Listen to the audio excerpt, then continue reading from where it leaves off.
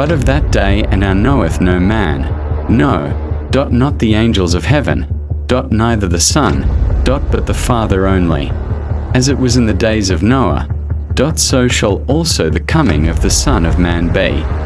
For as in the days that were before the flood, they were eating, drinking, marrying, giving in marriage, until the day that Noah entered into the ark, and knew not until the flood came, and took them all away.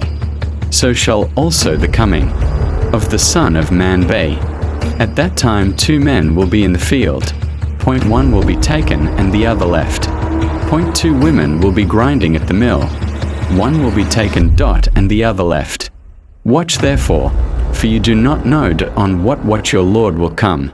But know this, that if the master of the house had known in what watch the thief was coming, he would have watched and not allowed his house to be broken into. Therefore you also must be ready, for the Son of Man is coming at an hour you do not expect.